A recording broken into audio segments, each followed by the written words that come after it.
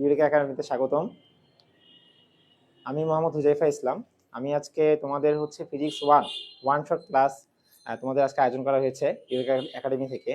তো আজকে ফিজিক্স ওয়ানের যে ওয়ান শট ক্লাসটা, এই একটা ক্লাসেই তোমাদের একেবারে 15টা অধ্যায়, অর্থাৎ ফিজিক্স ওয়ানে মোট 15টা চ্যাপ্টার আছে, এই 15টা চ্যাপ্টার কভার করা হবে।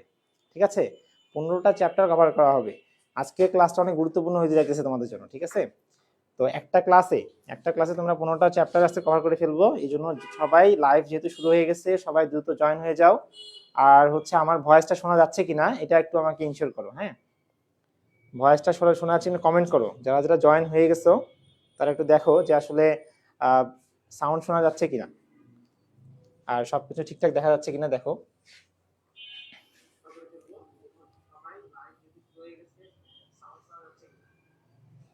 সাউন্ড ঠিকঠাক আছে। আচ্ছা ঠিক আছে, সাউন্ড তাহলে ঠিকঠাক আছে, তাহলে আমরা শুরু করতে পারি। আচ্ছা, তাহলে আমাদের আজকে হচ্ছে ফিজিক্স ওয়ানের ওয়ান শট ক্লাস।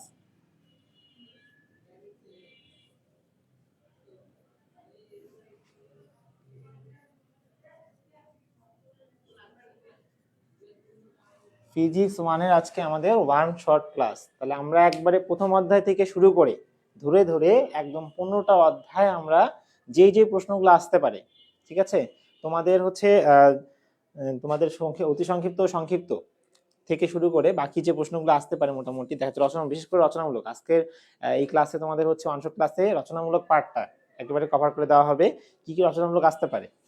তো তোমাদের প্রথমে বলে রাখি, তোমাদের হচ্ছে ফিজিক্স ওয়ান চ্যাপ্টারের প্রথম অধ্যায় যেটা, সেখানে দেওয়া আছে যে ভৌত জগতের পরিমাপ। তো এই ভৌত জগৎ পরিমাপ অধ্যায়ে কিন্তু আসলে কোনো রচনামূলক প্রশ্ন আসে না। ঠিক আছে, তো ওখান থেকে তোমরা জাস্ট অতি সংক্ষিপ্ত এবং সংক্ষিপ্ত প্রশ্ন দেখবা, যেগুলো বাকাশি বোধে এসেছে ওই প্রশ্নগুলো তোমরা হচ্ছে কভার করে ফেলবা। ঠিক আছে, আচ্ছা এখন যদি বলি দ্বিতীয় অধ্যায়, তো দ্বিতীয় অধ্যায় দেওয়া আছে তোমাদের ভেক্টর।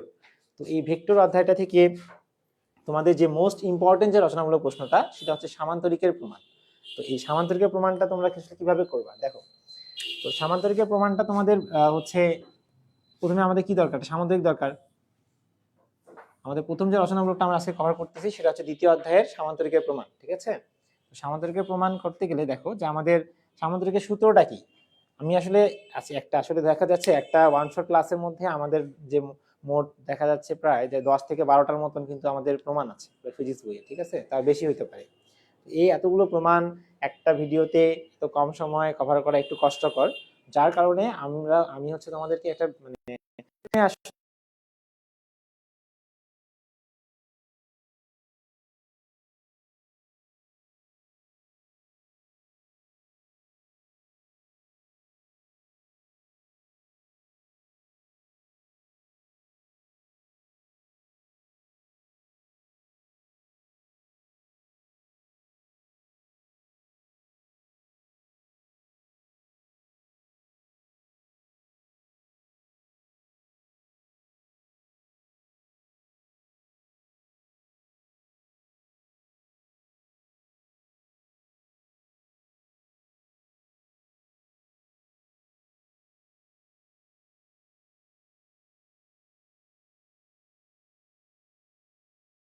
আমাদের দিতে হবে।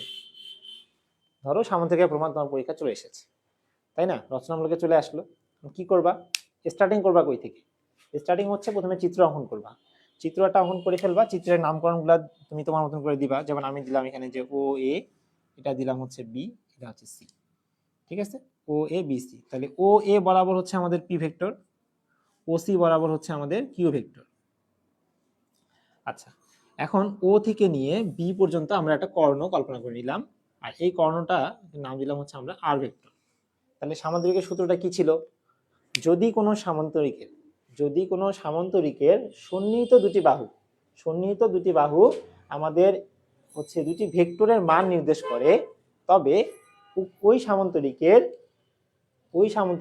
ওই কৌণিক বিন্দু থেকে, যে কৌণিক বিন্দু, যে একটা কৌণিক বিন্দু থেকে অঙ্কিত কর্ণ ওই সামান্তরিকের ওই ভেক্টর দ্বয়ের লব্ধির মান ও দিক নির্দেশ করে। তাহলে দেখো এই ও এ আর ও সিটা হচ্ছে একটা সন্নিহিত বাহু, তো ও এ হচ্ছে পি ভেক্টর, ও সি হচ্ছে আমাদের কিউ ভেক্টর নির্দেশ করতেছে। তাহলে এই দুইটা ভেক্টর দ্বারা আমাদের দেখো কি হয়েছে, এই যে ও এ এবং ও সি দ্বারা আমরা যেটা সামান্তরিক অঙ্কন করি, তাহলে ও এ বি সি একটা সামান্তরিক হলো কিনা? তাহলে এই সামান্তরিকের আমাদের যে ওবি যে রেখাটা, এই ওবিটা হচ্ছে কি এই সামান্তরিকের কর্ণ।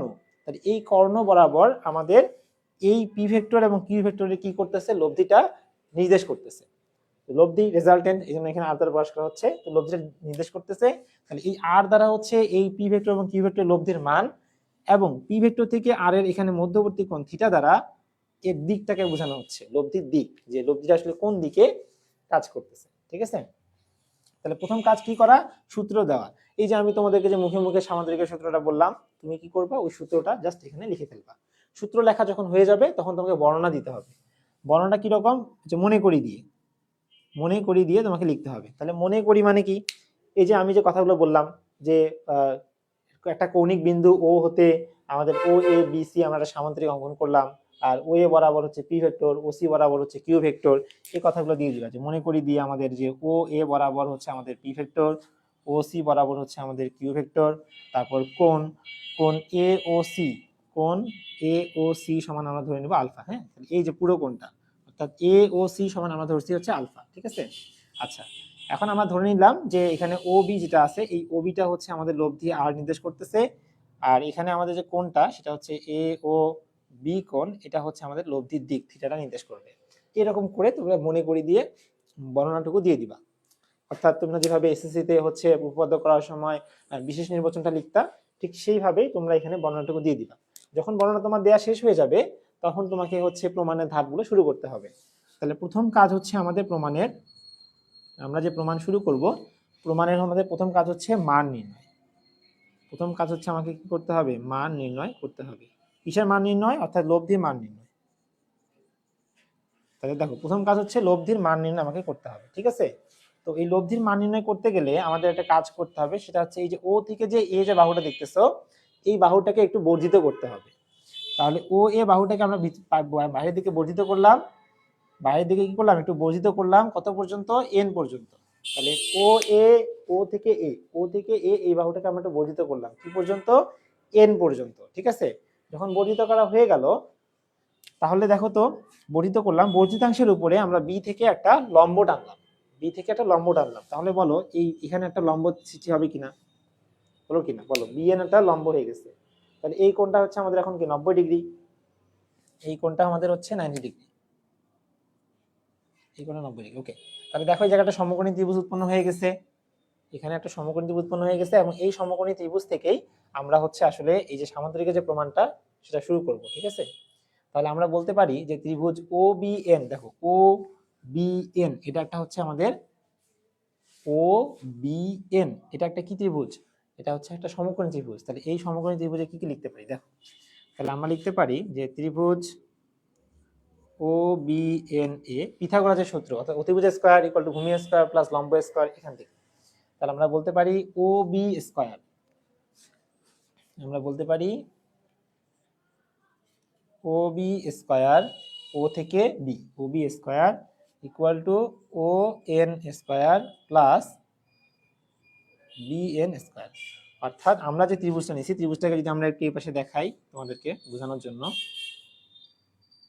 তাহলে দেখো ত্রিভুজটা হচ্ছে কি, এটা হচ্ছে ও, এটা হচ্ছে বি, আর এটা হচ্ছে কি আমাদের এন। তাহলে এই ও বি এন হচ্ছে একটা আমাদের সমকোণী ত্রিভুজে O B square equal to O N square plus B N square. ঠিক আছে, আচ্ছা এখন তোমরা আমাকে একটা জিনিস বলো, তোমরা আসলে এই জিনিসটা দেখছো সবাই, যে এখানকার এই কোণ আর হচ্ছে এই কোণটা কি আমাদের অনুরূপ কোণ না? তাহলে এটা যদি আমাদের আলফা হয় তাহলে এই কোণটা আমাদের কি হবে, অবশ্যই আলফা হবে, তাই কিনা, আলফা হবে কিনা, হবে। তাহলে এখন তুমি আমাকে বলো যে এই দেখো এটা হচ্ছে একটা রেখা আর এটা হচ্ছে একটা রেখা, এবং এই রেখাটা কি করে গেছে, ছেদ করে গেছে, অর্থাৎ কন্ডিশনটা হচ্ছে এরকম, কন্ডিশনটা হচ্ছে কিছুটা এরকম। তাহলে এই কোণটা যদি আমাদের আলফা হয় তাহলে অবশ্যই এই কোণের মানটাও কি হবে, আমাদের আলফা হবে। তাহলে যেহেতু এই কোণটুকু আলফা, তার মানে আমাদের এই কোণটুকু আমাদের কি হবে, অবভিয়াসলি এটা আলফা হবে। ওকে, আশা করি বুঝতে পারছো এই জিনিসটা। তো এটা অনুরূপ কোণের কন্ডিশন থেকে আমাদের এই কোণটা এবং এই কোণটা সমান হচ্ছে। এখন আমরা এখান থেকে একটা কাজ করতে পারি, দেখো যে এই যে এ এন আর এই যে বি এন, এই দুইটা কিন্তু আমাদের সামান্তরিকের কোনো বাহু না, তাই না? এটা আমরা অতিরিক্ত নিচ্ছি প্রমাণের খাতিরে, এই জন্য আমাদের এই এ এন আর এই বি এনটাকে আমাকে ফিনিশ করতে হবে। তাহলে আমরা লেখো কি করতে পারি, যে এই জায়গায় আমাদের সাইড নোট করা যেতে পারে যে ত্রিভুজ এ বি এন এ, এই এ বি এন এ আমরা একবার সাইন আলফা নিতে পারি, একবার কজ আলফা নিতে পারি। যদি আমরা সাইন আলফা নিই তাহলে কি দাঁড়াবে, সাইন আলফা মানে কি আমাদের বল, লম্ব বাই অতিভুজ না, লম্ব বাই অতিভুজ। তো লম্ব কি আমাদের এখানে দেখো, লম্ব হচ্ছে বিএন, লম্ব হচ্ছে বি থেকে এন, এটা হচ্ছে আমাদের লম্ব।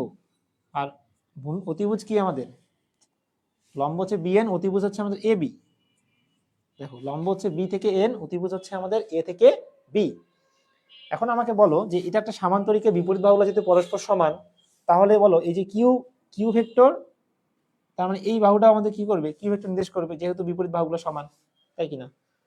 ওকে, দেখো এখন তাহলে আমরা এখান থেকে কি লিখতে পারি, আমরা লিখতে পারি যে বিএন, আমরা যদি হচ্ছে বলতে পারি যে বিএন, এক লাইন বাড়াই, দেখো সাইন আলফা সমান হচ্ছে এই যে বি যে এন, বিএনটা আমাদের অমনি থেকে গেল, এ বি, এ থেকে বি, এটা আমাদের কি করতেছে, কিউ ভেক্টর নির্দেশ করতেছে। আমরা যদি আর গুণ করে ফেলি তাহলে পাচ্ছি বিএন সমান Q into sine alpha, Q into sine alpha, ঠিক আছে, এটা আমরা কিন্তু পাচ্ছি, তাই না? আচ্ছা, একইভাবে এটা আমরা কি করলাম বলো, এইটা মিশিয়ে ফেললাম।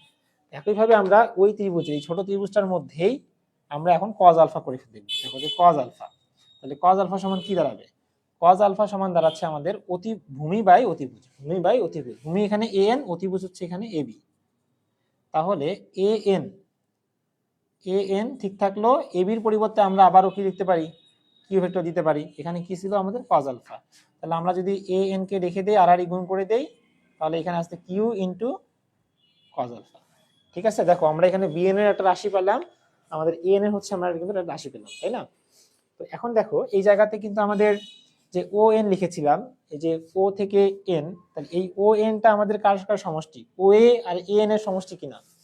তাহলে আমরা ও এন এর পরিবর্তে লিখতে পারি ও এ প্লাস হচ্ছে কি আমাদের এ এন তার উপরে square plus B, B N,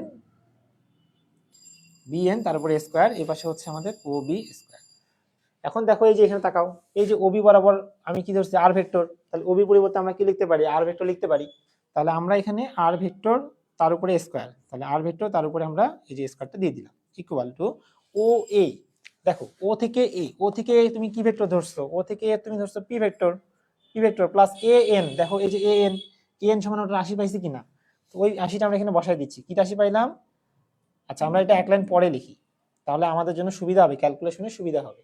তোমরা এখানে বসাতে পারো, এক লাইন পরে লিখি। দেখো আমরা যদি এখানে দেখো এই প্রথমটাকে এ পরেরটাকে তুমি বি ধরো, তাহলে A plus B all square সূত্রে পড়ে কিনা, তাহলে A plus B all square সূত্রে ফেলে দাও, A square plus 2a B plus হচ্ছে আমাদের বি স্কয়ার প্লাস এখানে হচ্ছে আমাদের বি এন তারপর স্কয়ার। এখন তুমি মান বসাও, তাহলে ও এর সমান তুমি কি ধরছো পি, তাহলে এখানে পি ভেক্টর বসায় দাও, যে P vector square plus 2 into আবার ওয়ে মানে আবার কি পি ভেক্টর। এখন আছে এ এন, দেখো এই যে এ এন, এ এন মানে কি Q vector into cos alpha, Q vector into cos alpha plus A N square, তাহলে এ এন এর উপর স্কোয়ার মানে কি এই পুরো মানটার উপরে স্কোয়ার, তার মানে আলটিমেট কি আসে দেখো, কিউ ভেক্টরের উপরে স্কোয়ার ইন্টু হচ্ছে আমাদের কজ স্কোয়ার আলফা, তাই কিনা, প্লাস আবার দেখো দেওয়া আছে বিএন এর উপর স্কোয়ার, এই যে বিএন সমান একটা রাশি পাইছো কিনা, তো তার উপর তোমার স্কোয়ার হবে, তাহলে বিএন এর ক্ষেত্রে কি আছে কিউ সাইন আলফা, তার মানে কিউ ভেক্টরের উপর স্কোয়ার ইন্টু হচ্ছে সাইন স্কোয়ার আলফা। ওকে, দেখো সবগুলো উপরে যে মানগুলো ছিল সবগুলোকে হচ্ছে আমরা যে জিনিসগুলো রাশিগুলো ছিল সেগুলো দিয়ে কনভার্ট করে ফেলছি। এখন জাস্ট একটু সাজায় গুছাই লিখবো, ঠিক আছে?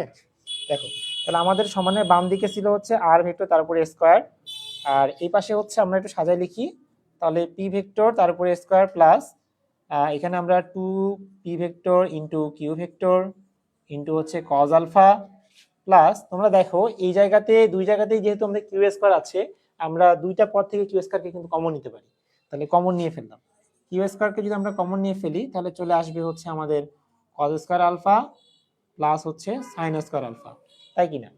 এখন বলো তোমরা এসএসসিতে পড়ছো কিনা ত্রিকোণমিতিতে যে sine square theta plus cos square theta equal কি 1 হয়, তাহলে দেখো এখানে কিন্তু ওই টার্মসটা চলে আসছে, তাহলে আমরা এই পুরোটুকুর পরিবর্তে বসাতে পারি 1, তো আমরা যে 1 দিই তাহলে 1 এর সাথে কিউ স্কোয়ার গুণ হলে কি হবে, ওটাই থাকবে।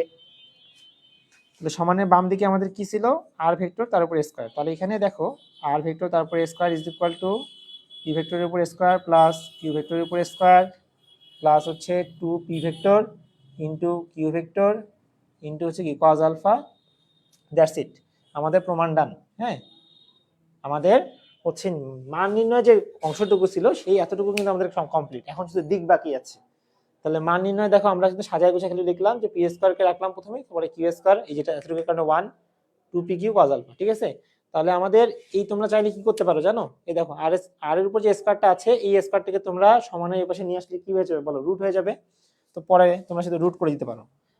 তোমাদের এখন প্রশ্নে যেমন করে থাকবে ঠিক তেমন করবে। দেখো এখানে জাস্ট রুট করে দিলাম। যদি বলে সামান্তরিকের প্রমাণ করো, তাহলে সেক্ষেত্রে তোমরা এই যে এই লাইন পর্যন্ত প্রমাণের লাইনটা লিখে দিবে। ঠিক আছে, এখন দিক নির্ণয় করতে হবে। তো তোমরা হচ্ছে যারা দেখতেছো এতটুকু অংশ একটা স্ক্রিনশট করে রাখতে পারো। ঠিক আছে, এতটুকু অংশ স্ক্রিনশট করে নাও, কারণ আমাকে মিশাই দিয়ে আমাদের এখন কি করতে হবে, দিকটা নির্ণয় করতে হবে। তাহলে আমরা আমাদের যেহেতু এই অংশগুলো লাগবে, তাহলে এই মান নির্ণয়ের যে অংশটুকু এটা স্ক্রিনশট করে নাও, আমরা হচ্ছে একটা মিশাই দিয়ে এখন দিক নির্ণয় করব।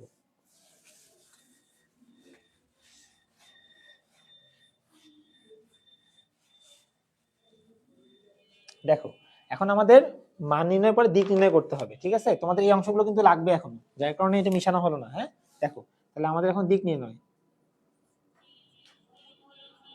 আমরা এখন দিক নির্ণয় করব। তাহলে দিক নির্ণয় করার ক্ষেত্রে আমাদের এখন কি করা লাগবে, দেখো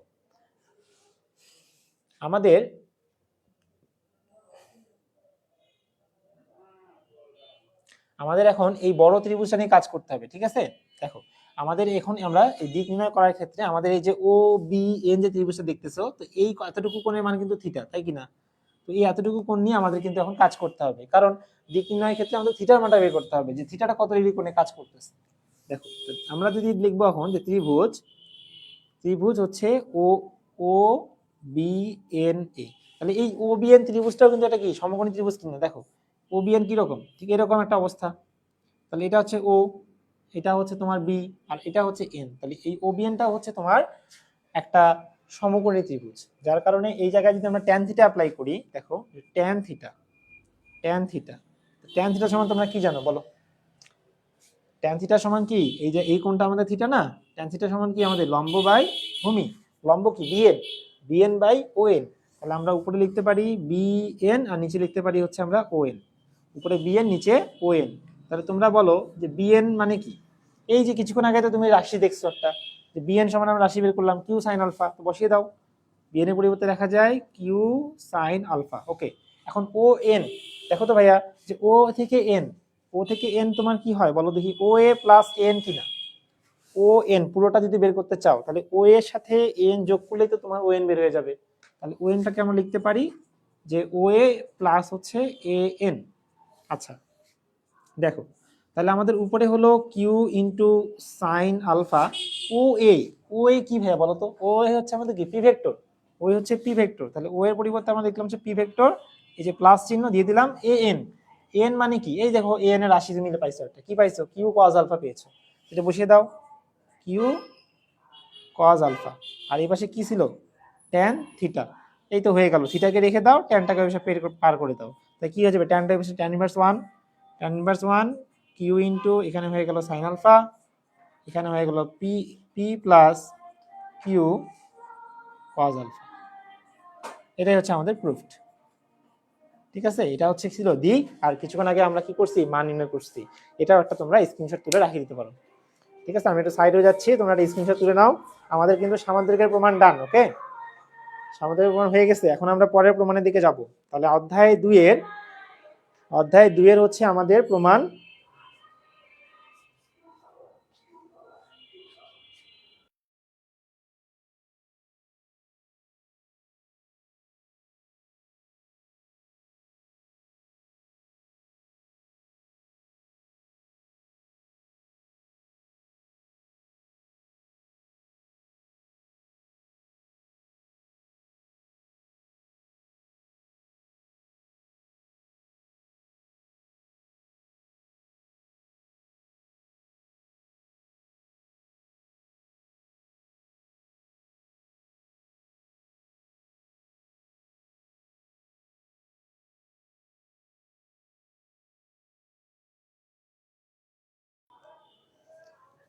আচ্ছা, তোমাদের হচ্ছে একটু টেকনিক্যাল টিম থেকে আমরা জানতে পারলাম যে আসলে তোমাদের পিডিএফটা এখন দেওয়া হয়নি। ঠিক আছে, তো আমি 2 মিনিটের একটা ব্রেক দিচ্ছি, কারণ পিডিএফটা না পেলে তো আসলে তোমরা পরিপূর্ণভাবে এই ক্লাসটা বুঝতে পারবে না। ঠিক আছে, কারণ পিডিএফ এর মধ্যে সবগুলো দেওয়া আছে। তো 2 মিনিটের ব্রেক, আমরা 2 মিনিটের একটা ব্রেক দিচ্ছি। আমরা একটু দেখি যে পিডিএফটা কিভাবে দেওয়া যায়, কি সমস্যা হচ্ছে। একটু 2 মিনিট তোমরা ওয়েট করো, পিডিএফটা দেওয়া হয়ে গেলে আমরা আবার লাইভটা শুরু করছি।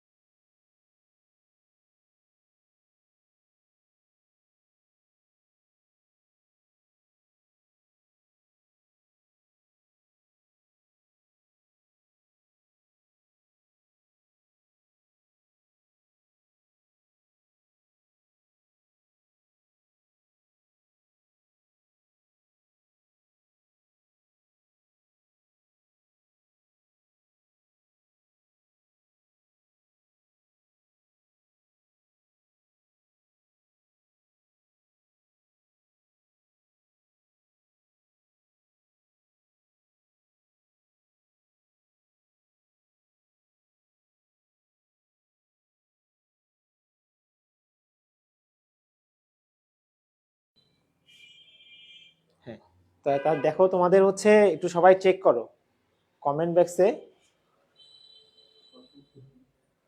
আচ্ছা, তোমরা সবাই অপেক্ষা করার জন্য তোমাদের অসংখ্য ধন্যবাদ, যে তোমাদেরকে বিরক্ত করলাম আর কি, যে লাইভ চলাকালীন সময়ে তোমাদেরকে বিরক্তি করলাম, ব্রেক টাইম দিলাম। আসলে এটা টেকনিক্যাল সমস্যার কারণে একটু এই সমস্যাটা হয়ে গেল। তো দেখো আসলে এখন হচ্ছে তোমাদের কিন্তু এই কমেন্ট বক্সে একটু চেক করে দেখো, দুটো ড্রাইভ লিঙ্ক দেওয়া হয়েছে, ঠিক আছে? তো এই ড্রাইভ লিঙ্কের প্রথম যে লিঙ্কটা, সেই লিঙ্কে প্রবেশ করলে তোমরা ওখানে সামান্তরিক প্রমাণটি দেওয়া নেই, কিন্তু পরে তোমাদের দেখবা যে ওখানে ডট গুণন ক্রস গুণনের যে তোমাদের আরেকটা প্রমাণ সেটা দেওয়া আছে। তো ওটা একটু তোমরা দেখে নিতে পারো, আচ্ছা তোমরা সবাই একটু লাইভটা শেয়ার করে দাও, ঠিক আছে? তোমাদের যারা ফ্রেন্ড সার্কেল আছে বা তোমাদের মেসেঞ্জার যে গ্রুপ আছে, যারা যারা আছে যুক্ত, তো সবাইকে শেয়ার করে দাও যেন তারা আসলে করতে পারে। দেখা যাচ্ছে অনেকে হয়তো জানে না বা দেখতে পারেনি, তোমরা একটু লাইভটা শেয়ার করে দাও যেন তারা দেখতে পারে, তারা উপকৃত হয়।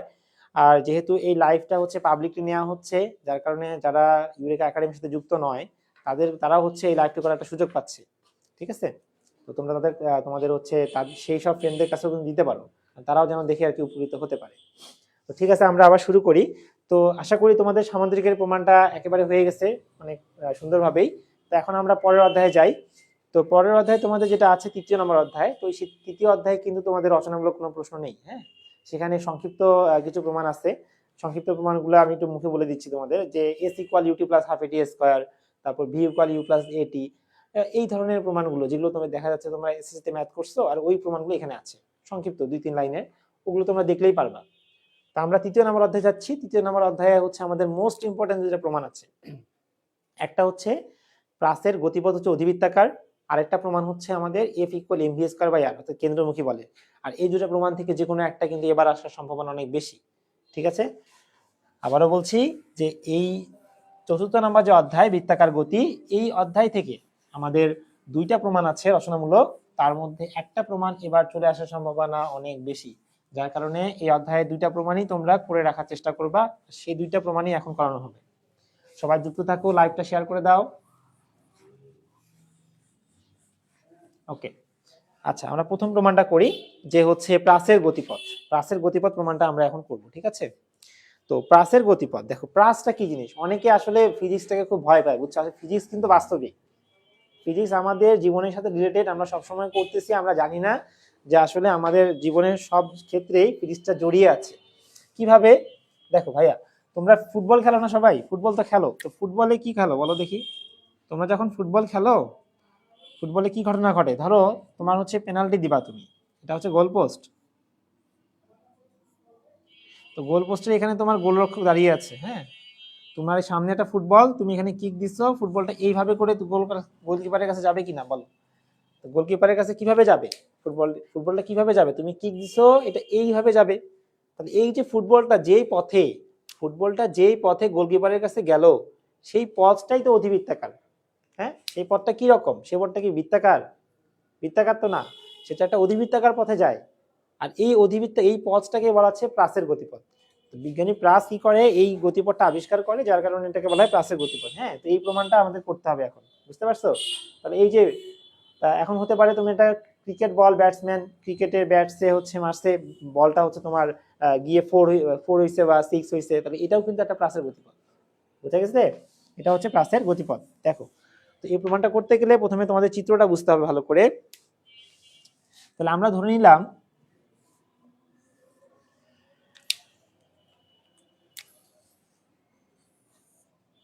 এটা হচ্ছে বিন্দু, এখান থেকে আমরা একটা বলকে নিক্ষেপ করছি, এটা হচ্ছে একটা ফুটবল, ওকে? এটা একটা ফুটবল। তো এই ফুটবলটা বা ধরো যে একটা বিন্দু, যে কোনো একটা বস্তু হতে পারে, সেই বস্তুটাকে আমরা নিক্ষেপ করলাম এবং সেই বস্তুটা এখান থেকে গিয়ে জাস্ট তোমার এই জায়গাতে পড়ে গেল। তাহলে এটা কি ছিল? এই জায়গায় নিক্ষেপ করলাম না, এই জায়গাটা আমি নিক্ষেপ করছি, তাহলে এটা হচ্ছে কি? নিক্ষেপণ বিন্দু। আর যে জায়গায় যায় পড়লো সেটা হচ্ছে পতন বিন্দু, মানে পতন বিন্দু, ওকে? আর সেটা গেল কোন পথে? ঠিক এই পথে চলে গেল। তাহলে এইখানে বিভিন্ন অংশ আছে, তো অংশগুলো যদি বলি, দেখো তোমার হচ্ছে এই জায়গা থেকে নিয়ে এই জায়গা পর্যন্ত মোট দূরত্বকে বলা হয় আর, আর মানে হচ্ছে আমাদের আনুভূমিক পাল্লা। আর এটা হচ্ছে দেখো, এটা আনুভূমিক অক্ষ, এই অক্ষকে বলা হচ্ছে এক্স অক্ষ, এটা হচ্ছে উলম্ব অক্ষ, এটাকে বলা হচ্ছে আমাদের ওয়াই অক্ষ, ঠিক আছে?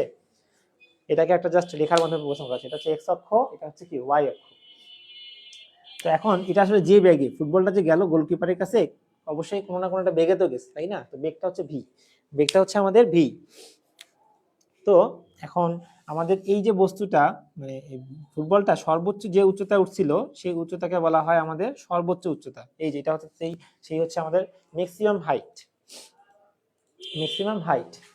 আচ্ছা, এখন দেখো যে এই যে ভি বল মানে ভি যে বেগে যে বস্তুটা গেল, এই মধ্যবর্তী যে কোণটা সেই কোণটা হচ্ছে আমাদের থিটা, অর্থাৎ আনুভূমিকের সাথে যত ডিগ্রি কোণ করে আমাদের এই ফুটবলটা চলে গেল সেই কোণটা হচ্ছে আমাদের কি থিটা।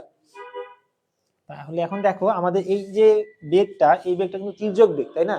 তির্যক বেগে আমাদের দুইটা উপাংশ হবে, একটা হচ্ছে আমাদের আনুভূমিক উপাংশ ভি এক্স নট, আর একটা হচ্ছে উলম্ব উপাংশ, সেটা হচ্ছে আমাদের v y not, v y not. তাহলে একটা হচ্ছে আমাদের আনুভূমিক উপাংশ যেটাকে আমরা প্রকাশ করতেছি ভি এক্স নট দিয়ে, একটা হচ্ছে উলম্ব উপাংশ সেটাকে প্রকাশ করতেছি ভি ওয়াই নট দিয়ে। আচ্ছা, সবাইকে বলে রাখতেছি তোমরা একটু কমেন্টে গিয়ে প্রথম যে লিঙ্কটা দেওয়া আছে ওই লিঙ্কে প্রবেশ করে দেখবা, একটু নিচের দিকে স্ক্রল করলে দেখতে পারবা যে ওখানে তোমাদের প্রমাণ হচ্ছে দেওয়া আছে, প্রাসের গতিপথের প্রমাণটা দেওয়া আছে। তো ওই পিডিএফটার যে ইয়েটা দেওয়া আছে ওটা সুন্দর করে প্রথম থেকে ফার্স্ট ক্লাস দেখো, ওখানে খুব সুন্দর করে চিত্র সহ একদম কিভাবে করে তোমরা পরীক্ষা খাতায় লিখবা সব দেওয়া আছে। তো ওটা দেখলে আশা করি তোমাদের খুব ভালো হবে। আমি জাস্ট ওখান থেকে মেইন যে থিমগুলো অর্থাৎ ইকুয়েশন যে টার্মগুলো সেগুলো দেখে দিচ্ছি, এবং থিওরিটিক্যাল যে পার্টটা সেটা তোমরা হচ্ছে ওখান থেকে একটু পড়ে নাও। আমি এখানে পড়ছি, তোমরা একটু ওটা বের করে মিলিয়ে নাও, তাহলে বুঝতে পারবা। তো দেখো তোমাদের এই যে জিনিসগুলো অংশগুলো তো আমরা চিহ্নিত করে ফেললাম। তো অংশগুলো চিহ্নিত করা হয়ে গেছে। আরেকটা জিনিস বলে রাখি, এটা হচ্ছে দেখো যেই বিন্দু থেকে নিক্ষেপ করবা সেই বিন্দুকে তোমরা একটা ও বিন্দু ধরা হচ্ছে এখানে। হ্যাঁ, ও বিন্দু থেকে আমরা বস্তুটাকে নিক্ষেপ করছি, ফুটবলটাকে নিক্ষেপ করছি। আচ্ছা, আর এই বেগটাকে এখানে আসলে ভি নট দ্বারা প্রকাশ করা হচ্ছে, বেগটাকে আমরা এখানে ভি নট দ্বারা প্রকাশ করলাম, ভি নট। ওকে, তাহলে এখন দেখো মনে করি আমাদের ও হচ্ছে একটা কি বিন্দু, আর এই ও বিন্দু থেকে কোনো একটা বস্তুকে আমরা এই যে থিটা ডিগ্রি কোণে নিক্ষেপ করলাম। এখন এই নিক্ষেপ করা হলে এটা আসলে এই যে ভি নট আদি বেগে এটা কি হবে, চলে যাবে, ভি নট আদি বেগ প্রাপ্ত হবে। ভি নট আদি বেগ প্রাপ্ত হলো। এখন এই ভি নটের আমাদের কটা উপাংশ হবে, দুইটা উপাংশ, একটা আণবিক উপাংশ সেটা হচ্ছে ভি এক্স নট, একটা হচ্ছে উলম্ব উপাংশ ভি ওয়াই নট। এটা তোমাদের লেখা আছে পিডিএফ এ, একটু জাস্ট ওপেন করে দেখো, বুঝতে পারবা। ওকে, তারপর নিক্ষেপণ বিন্দু। এখন আমাদের দেখো যে নিক্ষেপণ বিন্দু এবং মূল বিন্দু একই হওয়ায় আমরা বলতে পারি এক্স নট এবং ওয়াই নট ইকুয়াল টু 0। তাহলে নিক্ষেপণ বিন্দু কোথায় বলো দেখি? এই যে এই জায়গা থেকে আমি নিক্ষেপ করছি, এবং ওই জায়গাটাই আবার হচ্ছে আমাদের কি মূল বিন্দু কিনা, যে জায়গা থেকে নিক্ষেপ করছি সেটাই হচ্ছে আমাদের মূল বিন্দু। তো যার কারণে আমরা বলতে পারতেছি যে x not equal y not equal হচ্ছে আমাদের কি 0, x not equal y not equal to 0। Okay, আচ্ছা, এখন আমাদের আনুভূমিক অক্ষ বরাবর, এই যে আনুভূমিক অক্ষ বরাবর হচ্ছে আমাদের ত্বরণের মানটা কত? দেখো বস্তুটা প্রথম অবস্থায় কিন্তু একদম খাড়া উপরের দিকে উঠতেছে, ঠিক আছে? সেক্ষেত্রে আমরা আনুভূমিক বরাবর উলম্ব বরাবর আমরা ত্বরণ পাচ্ছি, কিন্তু আনুভূমিক বরাবর কিন্তু কোনো ত্বরণ আমরা পাচ্ছি না। দ্যাটস ওয়াই আমাদের এখানে আনুভূমিক বরাবর যে ত্বরণ সেটা হচ্ছে এ এক্স ইকুয়াল পাচ্ছি 0, আর এ ওয়াই ইকুয়াল হচ্ছে আমরা পাবো মাইনাস জি। এখন বলো ভাইয়া মাইনাস জি কেন? আমি দিলাম এ ওয়াই ইকুয়াল মাইনাস জি, কিন্তু ভাইয়া কেন? তুমি দেখো একটা বস্তু, এই যে আমি একটা মার্কারটাকে আমি জাস্ট উপরের দিকে দিলাম, তো উপরের দিকে যখন আমি নিক্ষেপ করলাম তখন এটা অভিকর্ষ ত্বরণের বিপরীতে গেল কিনা? অভিকর্ষ ত্বরণের বিরুদ্ধে উপরের দিকে গেছে, যার কারণে আমাদের এখানে কি লিখতেছি আমরা মাইনাস জি। যদি দিকে হতো তাহলে প্লাস জি, যেহেতু বিপরীতে দিছি যার কারণে হচ্ছে কি মাইনাস জি। তার মানে এই বস্তুটা যখন উপরের দিকে উঠতেছে তখন অভিকর্ষ ত্বরণের বিপরীতে উঠতেছে, উপরের দিকে বিরুদ্ধে, যার কারণে এটা হয়ে গেল কি আমাদের মাইনাস জি। তাহলে এ ওয়াইটা হচ্ছে আমাদের মাইনাস জি। ওকে, তাহলে এখানে আমি লিখে দিয়েছি, দেখো পিডিএফ এ পাবা, পিডিএফ এ লেখা আছে, হ্যান্ড রাইটিং এ লেখা আছে, দেখো দেওয়া আছে আনুভূমিক বরাবর প্লাসের ত্বরণ হচ্ছে এ এক্স ইকুয়াল 0, এবং উলম্ব বরাবর প্লাসের ত্বরণ হচ্ছে এ ওয়াই ইকুয়াল টু হচ্ছে আমাদের কি 0। ওকে, এখন আমাদের চিত্র থেকে আমরা একটু বিষয়টা বুঝি, যে আমরা যদি এই জায়গাটাকে একটা ডটেড লাইন দ্বারা একটু আবদ্ধ করে দেই। দেখো আমরা যদি ডটেড লাইন দ্বারা এই জিনিসটাকে এইভাবে করে আবদ্ধ করে দেই,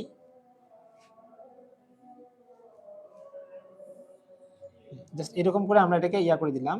হ্যাঁ, দেখো তাহলে এই জায়গায় হচ্ছে দেখো এই রেখাটা আমাদের কাজ করতেছে কি ভি এক্স নট। এই ভি এক্স নট হচ্ছে কি আমাদের আনুভূমিক বরাবর, আর এই বরাবর ভি ওয়াই নট। তাহলে এই জায়গায় এই জায়গাটা আয়তাকার ক্ষেত্র তৈরি হইলো, তো আয়তাকার ক্ষেত্রের বিপরীত বাহুগুলো পরস্পর কি হয়, সমান হয়, যার কারণে এটা যদি ভি এক্স নট হয় তাহলে এটাকে আমরা বলতে পারি ভি ওয়াই নট। আচ্ছা, এটা থিটা কোণ, তো এই জায়গাটা দেখো আমরা যদি ধরে নিই যে এই রেখাটা পারতপক্ষে ধরলাম যে এটা স্ট্রেট লাইন, তাহলে এই জায়গাটা সমকোণী ত্রিভুজ উৎপন্ন হয় কিনা দেখো, এই কোণটা হচ্ছে আমাদের লম্ব অর্থাৎ 90 ডিগ্রি, তাহলে এই জায়গাটা সমকোণী ত্রিভুজ উৎপন্ন হয়েছে। আর এই সমকোণী ত্রিভুজটা থেকে আমরা একটা এখন প্রমাণ করব। দেখো, তাহলে আমরা বলতে পারি চিত্র থেকে এই যে এই থিটাটা, এই থিটার পার্সপেক্টিভে আমরা দুটো কাজ করব। দেখো, আমরা এই ওই চিত্রের এই সমকোণী ত্রিভুজে যদি আমরা একবার সাইন থিটা অ্যাপ্লাই করি, তাহলে সাইন থিটা অ্যাপ্লাই করলে আমরা পাবো কি বলো, v y not by v v not. কেন?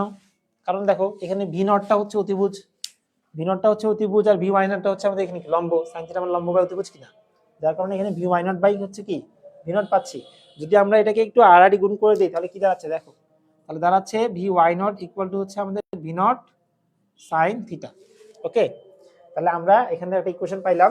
আচ্ছা, একইভাবে যদি আমরা এই জায়গাতে এখন cos থিটা অ্যাপ্লাই করি, cos থিটা অ্যাপ্লাই করলে কি আসে বলো, cos থিটা মানে হচ্ছে ভূমি বাই অতিভুজ, ভূমি বাই অতিভুজ, ভূমি কত, ভূমি হচ্ছে ভি এক্স নট, আর অতিভুজ কত, অতিভুজ হচ্ছে ভি নট। এখন আড়াআড়ি গুণ করে দাও, আড়াআড়ি গুণ করে দেখো ভি এক্স নট ইকুয়াল পাচ্ছ V naught cos theta. Okay, তাহলে বলো তো দুইটা আমরা বেগের একটা আণবিক উপাংশ পাইলাম, একটা হচ্ছে উলম্ব উপাংশের ক্ষেত্রে আমরা দুইটা রাশি পেয়ে গেলাম। আচ্ছা, এখন আমরা হিসাব করব যে আমাদের আসলে এই যে এক্স অক্ষ বরাবর সরণ কতটুকু এবং ওয়াই অক্ষ বরাবর আমাদের সরণ কতটুকু। হ্যাঁ, তো এই জায়গায় দেখো, এই জায়গাটায় এই যে এই বিন্দুটাকে তোমরা এক্স বিন্দু দিয়ে চিহ্নিত করো, এটা হচ্ছে এক্স বিন্দু। আচ্ছা, তাহলে আমরা এখন বের করবো, আর সর্বোচ্চ বিন্দুটাকে আমরা এখানে পি দ্বারা প্রকাশ করতেছি। তোমরা পিডিএফটা দেখলে অনেক ভালোভাবে এটা বুঝতে পারবে। ওকে, সবাই ডাউনলোড করে নিও। দেখো এখন, তাহলে আমরা যদি এক্স অক্ষ বরাবর সরণটা বের করি,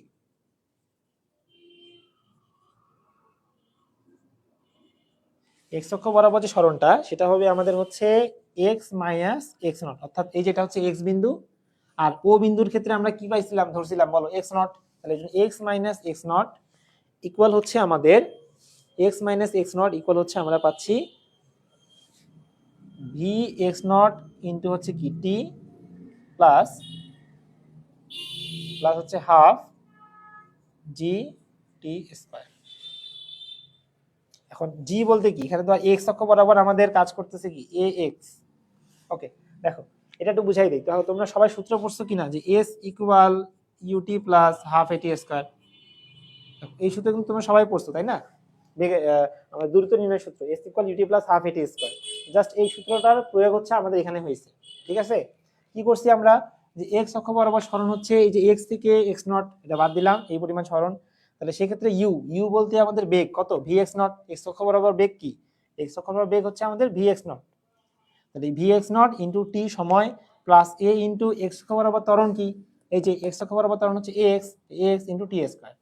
তাহলে এটা ছিল আমাদের এক্স অক্ষ বরাবর ত্বরণ, আর এটা ছিল আমাদের হচ্ছে কি ওয়াই অক্ষ বরাবর ত্বরণ। তো এটা হচ্ছে আমাদের এক্স অক্ষ বরাবর, আর এটা হচ্ছে আমাদের ওয়াই অক্ষ বরাবর ত্বরণ। শেষ। ওকে, এখন কাজ দেখো আমাদের এখানে এই জায়গাতে আমরা দেখো যে ভি এক্স নটের কিন্তু আমরা রাশি পাইছি না, তো ওই জায়গাটার মানটা আমরা বসাই দিই। তাহলে ভি এক্স নটের পরিবর্তে আমরা লিখতে পারি যে V not cos theta into হচ্ছে কি টি প্লাস, বলো তো এ এক্স এর মান তুমি এখানে কি পাইছো, দেখো এ এক্স এর মান কি জিরো না, তো ওই জিরো মানটা তুমি এখানে যদি এক্স এ বসাই দাও তাহলে পুরো পদটাই তো কি হয়েছে জিরো হয়ে যাচ্ছে, তাহলে কি লেখা যাবে, দরকার নেই, বাদ। তাহলে আমাদের দেখো এক্স নট, এক্স নটের মান কি, এক্স নটের মান তো জিরো, তাহলে এক্স মাইনাস জিরো মানে কি এক্স তো থাকতেছে, তাহলে এক্স সমান আমরা এখানে একটা রাশি পাইলাম, এটা 1 নম্বর সমীকরণে রেখে দাও। ওকে, আচ্ছা এটাকে আরেকটা কাজ করে ফেলি আমরা, এখান থেকে এটাকে 1 নম্বর না দিয়ে আরেকটা লাইন ভাঙাই নিই, অর্থাৎ টি এর মানটা বের করে ফেলি। তা টি কে যদি আমরা সমানে ডান পাশে রেখে দেই তাহলে এই পাশে আসবে x by v not cos theta, তাহলে এটা হচ্ছে আমাদের 1 নম্বর সমীকরণ। ঠিক আছে, এটা হচ্ছে আমাদের 1 নম্বর সমীকরণ। ওকে, এখন আমাদের ওয়াই অক্ষ বরাবর সরণ লাগবে।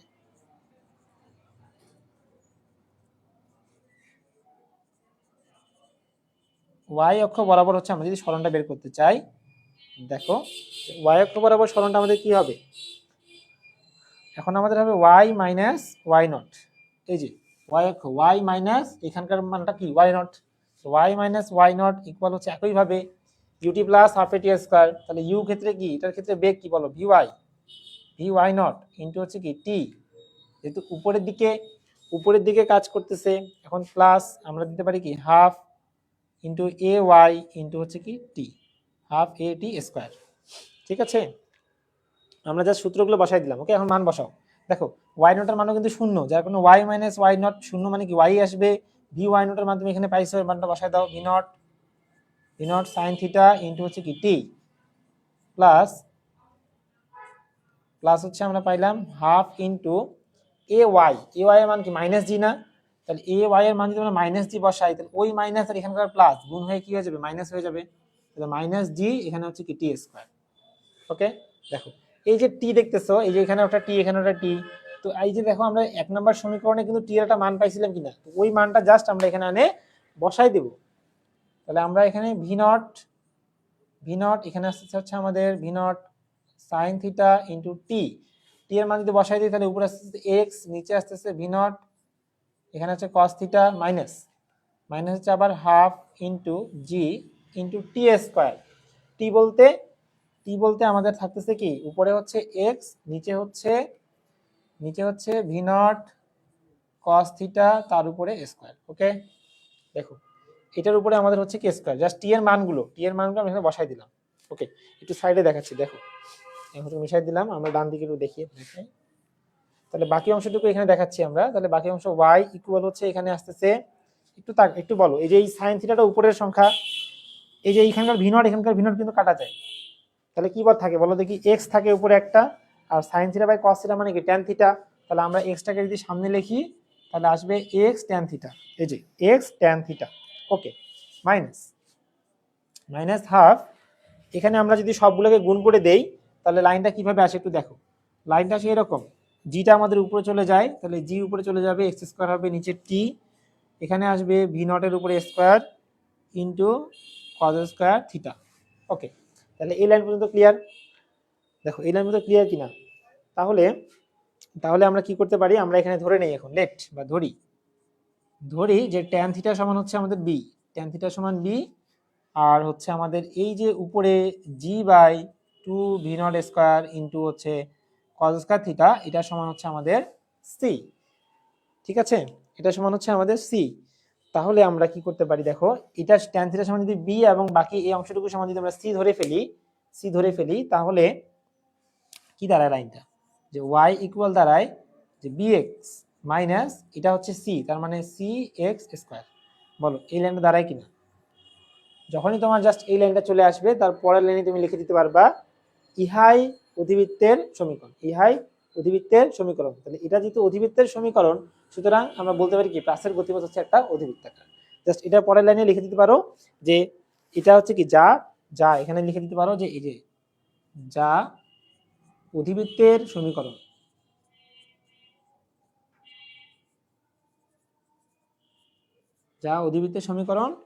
সুতরাং প্লাসের গতিপথ হচ্ছে একটা অধিবৃত্তাকার।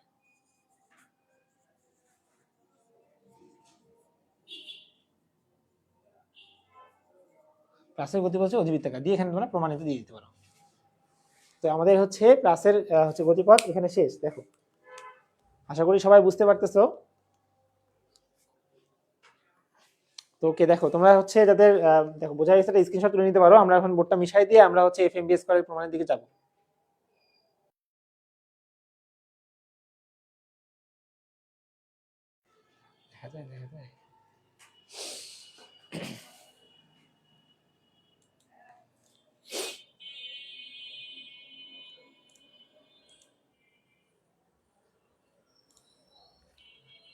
দেখো সবাই একটা স্ক্রিনশট তুলে নাও, আমরা হচ্ছে পরের প্রমাণের দিকে যাই।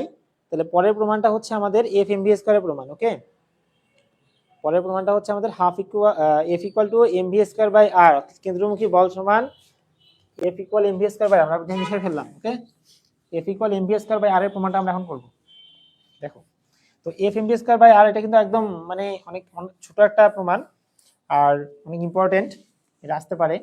তো এই অধ্যায় থেকে যে কোনো একটা এবার ধরো যে চলে আসার সম্ভাবনা অনেক বেশি। আচ্ছা দেখো, তোমরা ছোটবেলায় অনেকে অনেক খেলা খেলছো যে ওই যে একটা দড়ির সাথে কোনো একটা বস্তুকে ঝুলায় বিভিন্ন ভাবে ঘুরায় তোমরা অনেক খেলা খেলছো কিছু না, জাস্ট ওই জিনিসটাই হচ্ছে আমাদের এই কেন্দ্রমুখী বলের বিষয়। দেখো যদি আমরা একটা হচ্ছে বৃত্ত অঙ্কন করি যদি আমাদের বিষয়টা বোঝানোর চেষ্টা করি।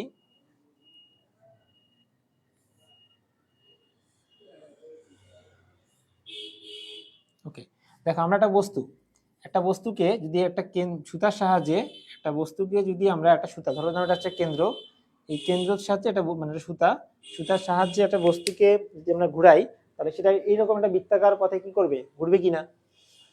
তো যদি ঘোরে তাহলে দেখো এই বস্তুটা কিন্তু সবসময় চাচ্ছে বাইরের দিকে ছিটকে চলে যেতে, কিন্তু ও কিন্তু কিন্তু যাচ্ছে না, বস্তুটা কিন্তু ছিটকে কি চলে যাচ্ছে না। সে কি করতেছে, কেন্দ্রের দিকে কিন্তু একটা বলের কারণে, কেন্দ্রমুখী একটা বলের কারণে একটা বৃত্তাকার পথে অনবরত ঘুরতেছে, কিন্তু বাইরে ছিটকে চলে যাচ্ছে না, যদিও বাইরের দিকে কিন্তু একটা বল কাজ করতেছে তারপর। তো ওকে, তাহলে এই প্রমাণটা কিভাবে করবা দেখো। তো আমরা যদি বিভিন্ন অংশগুলোকে চিহ্নিত করি, যদি আমরা চিহ্নিত করি, দেখো আমরা ধরলাম যে বস্তুটা, এই বস্তুটা হচ্ছে আমাদের, এটা হচ্ছে তার বস্তুটার এ অবস্থান, এটা হচ্ছে আমাদের বস্তুটার বি অবস্থান, ঠিক আছে। অর্থাৎ একটা বস্তু তোমার মানে এ অবস্থান থেকে বি অবস্থানের দিকে গেছে, ঘূর্ণন পথের আমরা দুইটা অংশ ভাগ করে দিচ্ছি, একটা হচ্ছে এ অবস্থান, একটা বি অবস্থান। আর এই কেন্দ্রটাকে আমরা বলতেছি ও। তোমরা জানো কেন্দ্র থেকে পরিধি পর্যন্ত দূরত্বকে আমরা কি বলি, ব্যাসার্ধ আর, তাহলে এটাও হবে কি আমাদের আর। আর এইখানে আমাদের এই বস্তুটা যেহেতু হচ্ছে যখন ঘুরতেছে, তখন এই বস্তুটার উলম্ব বরাবর একটা বল কাজ করার কারণেই এই বস্তুটা কিন্তু হচ্ছে কি করতেছে, বেগ, উলম্ব বরাবর একটা বেগ থাকার কারণেই এই বস্তুটা বৃত্তাকার একটা পথে ঘুরতেছে। ওকে, আচ্ছা, আর এই বস্তুটা যে ভর, সেটাকে আমরা প্রকাশ করতেছি এম দ্বারা, মানে এম ভরের বস্তু আর কি। আর বেগটা কাজ করতেছে উলম্ব বরাবর। তাহলে যখন এটা এ থেকে বি তে গেল, তখন বি এর ক্ষেত্রে কি হবে, দেখো এই যে বেগটা ব্যাসার্ধের সাথে এখানে 90 ডিগ্রি কোণ ছিল কিনা, ছিল। উলম্ব বলতেছি যে মানে কি, উলম্ব মানেই 90 ডিগ্রি। তাহলে যখন আমাদের বি বিন্দুতে গেল, তখনও আমাদের এই ব্যাসার্ধের সাথে এটা এই বরাবর 90 ডিগ্রিতে কাজ করবে কিনা, বলো 90 ডিগ্রি কাজ করবে। এখন যখন এটা এই জায়গায় যে 90 ডিগ্রিতে কাজ করতেছে, তখন কিন্তু দেখো এই বেগটা হয়েছে তির্যক বেগ। এই যে কিছুক্ষণ আগে যে প্লাসের গতিপথটা করলাম, ওই জায়গাতে কিন্তু বললাম তির্যক বেগের দুইটা উপাংশ হয়, একটা হচ্ছে আনুভূমিক উপাংশ, একটা হচ্ছে আমাদের উলম্ব উপাংশ। তাহলে এটার ক্ষেত্রে আমাদের একটা উপাংশ হবে এই বরাবর, যেটাকে আমরা বলছি আনুভূমিক উপাংশ, আর একটা হবে আমাদের এই বরাবর, সেটা হচ্ছে আমাদের উলম্ব উপাংশ, তাই কিনা। দেখো আমাদের এই জায়গায় এ আর বি বিন্দু মধ্যবর্তী যদি কোণটা আমাদের কি হয়, থিটা হয়, তাহলে এটা থিটা মানে একান্তর কোণ হিসেবে এটাও থিটা, এবং ক্যালকুলেশন করে দেখবা যে এই কোণের মানটুকু কত হচ্ছে, আমাদের থিটা হচ্ছে। এটা আসলে হিসাব করলে বুঝতে পারবা। তো জাস্ট আমি এখন বলে দিচ্ছি যে এটা থিটা, তার মানে কি হবে, এটাও কিন্তু থিটাই হবে। তো মনে রাখবা যে কোণ যার সাথে থাকে সেটা হয় কস থিটা, আর কোণ যার সাথে থাকে না সেটা হবে কি, সাইন থিটা। যার কারণে আমাদের উপরেরটা কি বলা যায়, উপরেরটাকে বলা যাবে ভি কস থিটা, এবং এই উপাংশকে বলবো আমরা ভি সাইন থিটা, ঠিক আছে। তাহলে এখানকার আনুভূমিক যে উপাংশটা বেগের, সেটা হবে ভি সাইন থিটা, উলম্ব উপাংশটা হয়ে যাবে আমাদের ভি কস থিটা। ওকে, তাহলে তোমরা একটু পিডিএফটা দেখো, সবাই একটু পিডিএফটা দেখো, পিডিএফটা দেখলে সবাই বুঝতে পারবে। ওকে, কারণ পিডিএফে অনেক সুন্দর করে উপস্থাপন করা আছে সবকিছু, চিত্র থেকে নিয়ে শুরু করে লেখাগুলো কিভাবে স্টার্ট করবা এবং কিভাবে finishing line টানবা, A to Z তোমাদের কমেন্টে ড্রাইভ দেওয়া আছে, ড্রাইভ লিঙ্কে দেওয়া আছে, সবাই একটু কষ্ট করে দেখে নাও, ডাউনলোড করে। ওকে, দেখো আমি পড়ছি, তোমরা একটু মিলিয়ে নাও। দেখো ওখানে দেওয়া আছে যে মনে করি এম ভরের একটা বস্তু, অর্থাৎ আমরা যে চিত্রটা অঙ্কন করলাম না, এটা বর্ণনাটুকু দিতে হবে, যে মনে করি এম ভরের একটা বস্তু আর ব্যাসার্ধে বৃত্তাকার পথে বি সমদ্রুতিতে ঘুরছে। তো আমাদের এ বিন্দুতে বলটির বস্তুটির হচ্ছে আমাদের উলম্ব বেগ হচ্ছে কি, ভি। এ বিন্দুতে তাহলে আমাদের দুইটা বিন্দু, একটা হচ্ছে এ, একটা হচ্ছে বি। তাহলে দেখো আমাদের এ বিন্দুতে আমরা দুইটা জিনিস পাচ্ছি। এ বিন্দুতে আমাদের যে উলম্ব যে বেগটা, এই উলম্ব বেগ হচ্ছে আমাদের হবে কি, ভি। উপরে উলম্ব বেগ হচ্ছে আমাদের ভি। আচ্ছা, কিন্তু এ বিন্দুতে আমাদের যদি কেন্দ্রমুখী কোনো বল বলি, বা কেন্দ্র বরাবর বেগের মান কিন্তু শূন্য। বলো, কেন্দ্র বরাবর কিন্তু কোনো বেগ কাজ করতেছে না। কেন্দ্র বরাবর বেগ কাজ করলে তো বস্তুটা কেন্দ্রের দিকে চেপে আসতো, তাই না। এটা উলম্ব বেগ কাজ করতেছে তো বৃত্তাকার পথে ঘুরে, এটা বুঝতে হবে। যাই হোক, কেন্দ্র বরাবর বেগটা আমাদের হচ্ছে কি, শূন্য, ঠিক আছে। তাহলে আমরা বলতে পারি, দেখো যে এই যে বস্তুটা এ থেকে যে বি অবস্থানে গেল, সময় লাগছে কি লাগেনি, বলো সময় লাগেনি, লাগছে। কতটুকু সময় লাগছে, ধরলাম যে টি সেকেন্ড সময় লাগছে, টি সময়। তাহলে টি সময়ে বস্তুটা এ থেকে বি তে গেছে, দেখো লেখা আছে পিডিএফটা দেখো, দেওয়া আছে কি, যে এ হতে এ এ দেওয়া আছে, দেখো যে এ হতে বি অবস্থানে আসে, টি সময়ে বস্তুটি এ হতে বি অবস্থানে আসে, এবং কেন্দ্রে আমাদের এ ও বি মানে কেন্দ্রে থিটা কোণ কি করে, উৎপন্ন করে। ওকে, তাহলে বি বিন্দুতে আসার পরে আমাদের উলম্ব বরাবর বেগের উপাংশ কত হবে, দেখো বি বিন্দুতে আসার পরে তাহলে এখন আমরা হিসাব করব বি বিন্দুর কথা। তাহলে বি বিন্দুতে আসলে আমাদের উলম্ব বেগ কি হবে, আর বি বিন্দুতেই আমাদের কেন্দ্র বরাবর যে বলটা, কেন্দ্র বরাবর উলম্ব বেগ আর কেন্দ্র বরাবর বেগ, এই দুটা কি হবে দেখো। তাহলে বি বিন্দুতে আমাদের উলম্ব বেগটা হবে কি, এই যে পাইছি তো বি বিন্দুতে, পাই নাই, বলো উলম্ব বেগটা হচ্ছে V cos theta, V cos theta, এটার ক্ষেত্রে হবে ভি সাইন থিটা, থিটা। দেখো এখানে বি বিন্দুতে আসার পরে উলম্ব বরাবর বেগ হচ্ছে ভি কস থিটা, এবং আনুভূমিক বেগ হচ্ছে আমাদের কি, কেন্দ্র বরাবর বেগটা হচ্ছে ভি সাইন থিটা। ওকে, এখন তোমাদের এখানে একটা জিনিস জানতে হবে, আসলে এই যে থিটাটা তোমরা দেখতেছো, এই থিটাটা কিন্তু আসলে অনেক ক্ষুদ্র, এখানে ধরা হচ্ছে থিটাটা হচ্ছে অনেক ক্ষুদ্র। তো থিটা ক্ষুদ্র হওয়ায় এখানে লিখে নিবা সাইড নোট, দেখো পিডিএফ এ দেওয়া আছে যে থিটাটা ক্ষুদ্র হওয়ায়, থিটা ক্ষুদ্র হওয়ায় আমরা কস থিটাকে লিখতে পারি হচ্ছে 1, আর সাইন থিটাকে লিখতে পারি শুধু থিটা, মানে কস থিটা সমান 1 লিখতে পারি, আর সাইন থিটা সমান আমরা কি লিখতে পারি, শুধু থিটা লিখতে পারি। এটা কি কারণে, থিটাটা ক্ষুদ্র হওয়ার কারণে এই জিনিসটা লেখা যায়, এটা প্রমাণ আছে। এটা তো প্রমাণ তোমাদের করানো কষ্ট করে, এখন তোমাদের জাস্ট মনে রাখো আর কি, cos theta equal to 1, sine theta equal হচ্ছে কি আমাদের থিটা, ঠিক আছে। কস থিটা সমান হচ্ছে 1 আর সাইন থিটা সমান হচ্ছে আমাদের কি থিটা। তাহলে দেখো আমরা এখন তাহলে কি করতে পারি বলো দেখি, তাহলে cos থিটা সমান যদি 1 হয়, তাহলে cos থিটার মান 1 মানে কি শুধু v পাবো, আর sin থিটার মান যদি থিটা হয় তাহলে আমরা কি পাবো, v v থিটা পাবো। ওকে, দেন এখন আসো যে আমরা আমরা এখন কেন্দ্র বরাবর ত্বরণ বের করব। তাহলে দেখো কেন্দ্র বরাবর ত্বরণ,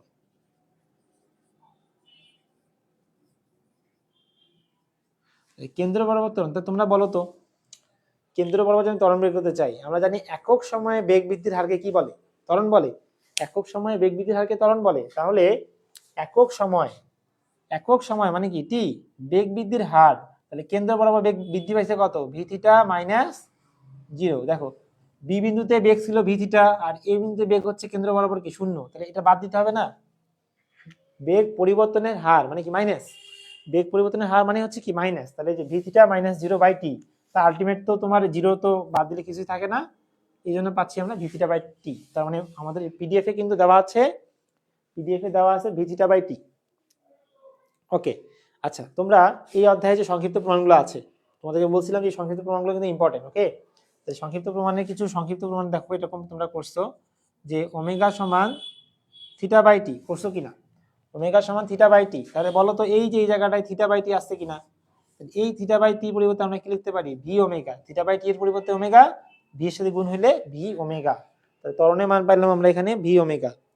এখন আমরা আবার জানি কি জানো, যে আমরা জানি ভি সমান ওমেগা আর, আমরা জানি ভি সমান ওমেগা আর, এটা হচ্ছে রৈখিক বেগের সাথে কৌণিক বেগের সম্পর্ক, ঠিক আছে এটা।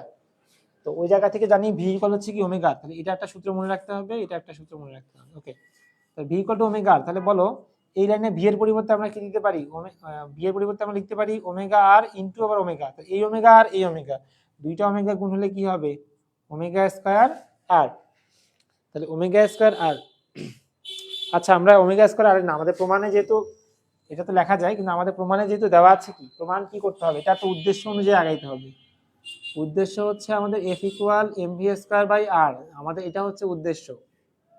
দেখো আমাদের উদ্দেশ্য হচ্ছে এইটা যে F equal to M V square by R, তো ওই প্রমাণে আমাদের ভি স্কয়ার বাই আর লাগবে কিনা, যার কারণে আমাদের এখানে ওমেগা সমান লাইনটা বের করে নিই। ওমেগা সমান, এখানে যদি ওমেগাকে রেখে দিই তাহলে আরটা ভাগ হয়ে যাবে, আরটা ভাগ হলে কি হবে, ভি বাই আর।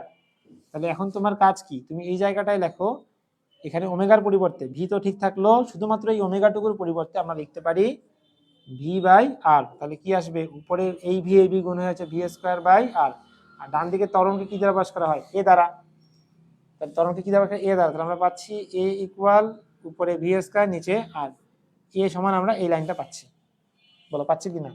ওকে, এখন বলো কেন্দ্রমুখী বলকে আমরা প্রকাশ করতেছি এফ দ্বারা,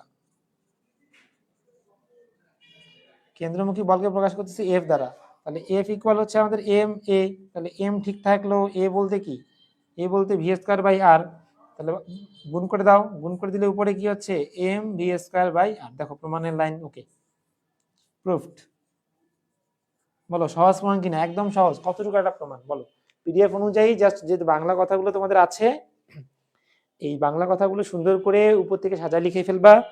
আর যেভাবে করে আমি ইকুয়েশনগুলো সাজিয়ে দিলাম ঠিক এইভাবেই যদি পরীক্ষায় দিয়ে আসতে পারো একদম 8 মার্ক দিয়ে দিবে, কোনো জায়গায় 1 মার্ক কাটার কোনো অপশন নেই, ঠিক আছে? ওকে, তাহলে আমাদের কিন্তু দেখো বৃত্তাকার গতি অর্থাৎ চতুর্থ অধ্যায় শেষ, চতুর্থ অধ্যায় শেষ।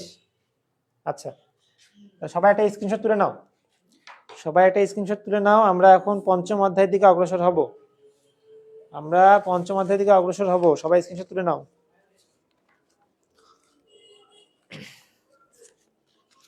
ওকে, পঞ্চম অধ্যায়ে আমাদের দুইটা প্রমাণ আছে ইম্পর্টেন্ট, যে দুইটা প্রমাণ, এই দুইটা প্রমাণের বাইরে কোনো প্রমাণ করতে হবে না, মিশিয়ে দিলাম, দুইটা প্রমাণ বাইরে কোনো প্রমাণ করতে হবে না। সেটা হচ্ছে কি, দেখো দুইটা প্রমাণ, একটা হচ্ছে F equal to M A, F equal M A. তোমরা একটু সবাই সবাই কমেন্ট বক্সে যাও, দেখো ড্রাইভে লিঙ্ক দেওয়া আছে পিডিএফ এর, বারবার বলছি ড্রাইভের পিডিএফটা নামিয়ে নাও, ঠিক আছে? ড্রাইভের পিডিএফটা নামাও, দেখো যে ওখানে ওখানে সবগুলো দেওয়া আছে ধারাবাহিকভাবে। তো ওই জায়গাটায়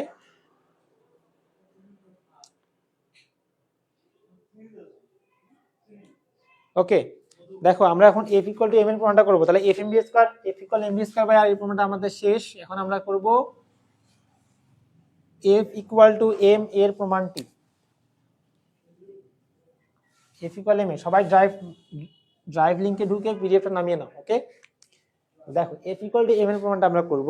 তাহলে এই প্রমাণটা আমরা কিভাবে স্টার্ট করব, এটা দুই ভাবে আসতে পারে, P F equal to M A আসতে পারে, অথবা বলতে পারে পি ইকুয়াল টু হচ্ছে এম এফ, এইটা অথবা এটা একই কথা, ঠিক আছে? এখানে এফ দ্বারা আমাদের বল বোঝাচ্ছে, এখানেও পি দ্বারা বল বোঝাচ্ছে, এখানে এ দ্বারা ত্বরণ বোঝাচ্ছে, এখানেও এফ দ্বারা আমাদের কি বোঝাচ্ছে, ত্বরণ বোঝাচ্ছে। তোমাদের প্রমাণে প্রশ্নে যেভাবে দেওয়া থাকবে তোমরা সেই অনুযায়ী প্রমাণটা করবে, সমস্যা নেই। তো আমরা দুটাই দেখিয়ে দেবো এখন। তো ধাপটা কিরকম, সবাই একটু পিডিএফটা ওপেন করে দেখো। এই জায়গায় আমি একটা চিত্র দিয়েছি সাইডে, তো এই চিত্রটা অঙ্কন করে ফেলবা পরীক্ষায়, কারণ চিত্র যদি অঙ্কন করো স্যারদের কিন্তু প্রথম ফোকাসটা যাবে কোথায়, চিত্রতে, বুঝতে পারছো? যার কারণে চিত্র তোমাকে মাস্ট অঙ্কন করে ফেলতে হবে, যদিও চিত্র নেই তুমি চিত্র অঙ্কন করে ফেলবা। দেখো ধরে নিলাম চিত্রের মধ্যে একটা বস্তু, এটা ধরলাম আমাদের একটা বস্তু, এই বস্তুটা হচ্ছে আছে এ অবস্থানে, আর একে আমরা বি অবস্থানে নিয়ে গেলাম, বি অবস্থানে নিয়ে গেলাম, ঠিক আছে? এখানে এ হতে বি, এ হতে বি অবস্থানে নিয়ে গেলাম। তাহলে এ, এই বস্তুর মধ্যে যে পরিমাণ বল কাজ করতেছে সেটা হচ্ছে এফ পরিমাণ। যদি প্রমাণ পি দিয়ে আসে তাহলে এখানে পি দিবা, আমরা এফ এর প্রমাণটা করতেছি এই জন্য এফ দিলাম, কোনো সমস্যা নেই। ওকে, আচ্ছা, এখানে এফ পরিমাণ বল দিলাম। তাহলে এটা ইউ আদিবেগ থেকে, ইউ আদিবেগ নিয়ে যাত্রা শুরু করে ভি শেষ বেগ প্রাপ্ত হলো, ইউ আদিবেগ নিয়ে যাত্রা শুরু করে ভি শেষ বেগ প্রাপ্ত হলো। আচ্ছা, এবং এখান এ অবস্থান থেকে বি অবস্থানে যেতে এর সময় লাগছে কতক্ষণ, টি, এর সময় লাগছে টি সময়।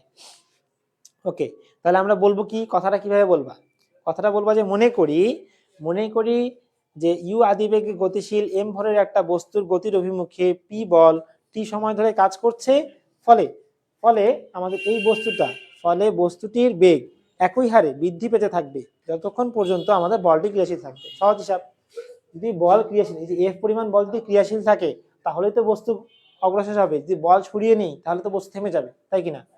তাহলে বল যতক্ষণ পর্যন্ত ক্রিয়াশীল থাকবে ততক্ষণ পর্যন্ত আমাদের এই যে ত্বরণটা একই হারে, মানে বেগটা আমাদের একই হারে বৃদ্ধি পাবে, অর্থাৎ ত্বরণ সৃষ্টি হবে। ওকে, তাহলে ধরে নাও যে টি সময় পর বস্তুটির বেগ কত হবে। তাহলে আমরা এখন শুরু করি এখান থেকে, যে ধরি, দেখো পিডিএফে বাংলা কথাগুলো দেওয়া আছে, তোমরা ওই কথাগুলো লিখে তারপরে হচ্ছে তোমাদের এই যে আমি যে ইকুয়েশনগুলো দেখাচ্ছি এই অনুযায়ী করবা, ঠিক আছে? ওখানে তো সব দেওয়াই আছে। তো কিভাবে প্রসেসটা আগাবা, ধরো যে টি সময় পর বস্তুটির বেগ কত হচ্ছে আমাদের, ভি,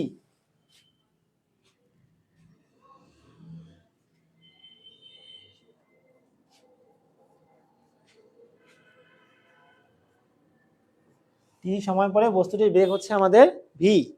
এখন আমাদের এই বস্তুটির আদি বেগ কি হবে, দেখো তাহলে বস্তুটির আদি বেগ হচ্ছে আমাদের ইউ। এখন তাহলে আদি ভরবেগ বের করবো না শেষ ভরবেগ বের করবো, পিডিএফ এ একটু কারেকশন হবে, দেখো যে ওখানে হয়তো আদি বেগ দেওয়া আছে, ওটা মাঝখানে একটা ভর কথাটা যুক্ত করে নিও তোমরা, আদি ভরবেগ হবে। হ্যাঁ, তাহলে বস্তুটির আদি ভরবেগ,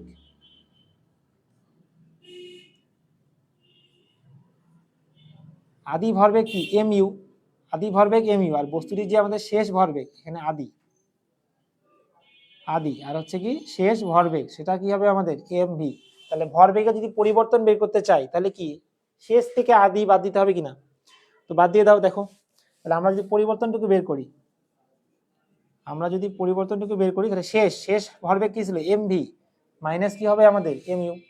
এখন আমরা এই আমাদের যে বেগটা, যে ভরবেগটা যে পরিবর্তন হলো, এই পরিবর্তনের হার বের করব। তাহলে এই যে পরিবর্তনের বেগ পরিবর্তনের আমাদের হার বের করতে হবে। হার মানে কি, সময় দ্বারা ভাগ করে দিলেই হার বের হয়ে যাবে।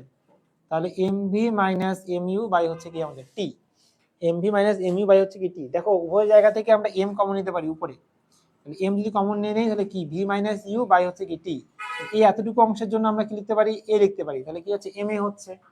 তাহলে বেগ আমাদের ভরবেগের পরিবর্তনের হার, এই যে বস্তুর ভরবেগের পরিবর্তনের হার আমরা এক কথায় ইকুয়েশন করে পাইলাম এম এ, এম এ। হ্যাঁ, তো পিডিএফ এ তোমাদের এম এফ দেওয়া আছে। আসলে এটা এটা আসলে ওই যে তোমরা এম এফ দিতে পারো বা এও দিতে পারো, একই কথা। তো এম এফ যদি দিই তাহলে আমাদের প্রথমে এই প্রমাণটা হবে, ঠিক আছে, আর এই জায়গায় তখন আমাদের পি দিতে হবে। ওকে, তাহলে এম এফ। এখন আমাদের নিউটনের দ্বিতীয় সূত্র কি বলে বলো?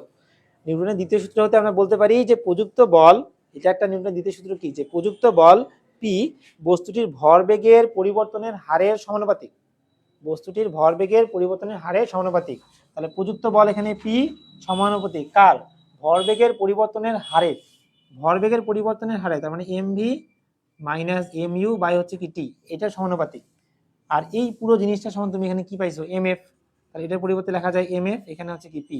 সমানুপাতিক ধ্রুবক উঠে গেলে এখানে একটা কে আসবে, K M F, K M F. Okay, তো দেখো যদি আমরা বলি কে হচ্ছে একটা সমানুপাতিক ধ্রুবক, আর এই কে মানের উপর আমাদের হচ্ছে এমএফ এর যে মানটা, এই মানটা হচ্ছে কি করবে, নির্ভর করবে।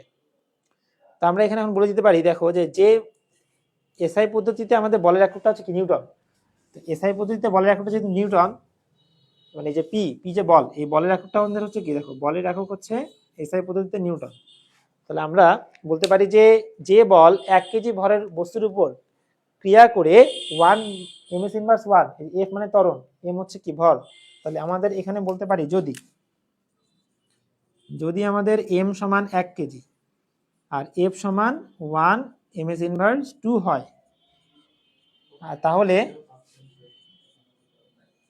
তাহলে পি হচ্ছে আমাদের কি 1 নিউটন হবে, তাই না? আর এর সব যদি 1 হয় তাহলে আমাদের কে এর মানটুকু কত হবে, কে এর মানও 1 হবে। তার কারণে পরের লাইনে আমরা লিখতে পারি যে পি ইকুয়াল হচ্ছে কি এম, পি ইকুয়াল এম। তার মানে বলো তো এই টাইপের এই কথাটা যদি প্রশ্ন থাকে তাহলে কিন্তু তোমার প্রমাণ ডান, তাই কিনা? তো এটা পি আর এফ দ্বারা আসলে আগে, মানে আগে বলকে পি দ্বারা এবং হচ্ছে ত্বরণকে এফ দ্বারা প্রকাশ করা হতো, কিন্তু আধুনিক কালে আমাদের হচ্ছে বলকে এফ দ্বারা প্রকাশ করা হয়। তোমরা পরের লাইনে এভাবে দিতে পারো যে আধুনিক কালে পি কে প্রকাশ করা হয় এফ দ্বারা আর ত্বরণকে প্রকাশ করা হয় এ দ্বারা। তাহলে মানে পরের এই লাইনটা লিখে তোমরা এখানে প্রুফটা দিতে পারো, ঠিক আছে? তো এটা তোমার হচ্ছে এফ ইকুয়াল টু এম এর যে প্রমাণটা আমাদের, এই প্রমাণটা কিন্তু হয়ে গেল। তো দেখো আমাদের হচ্ছে এখন ভরবেগের নিত্যতার সূত্রে প্রমাণটা করবো। তো তোমরা একটা স্ক্রিনশট তুলে নিতে পারো আর হচ্ছে পিডিএফ এর সাথে এটা হচ্ছে মিলিয়ে নিয়ে দেখতে পারো। ওকে,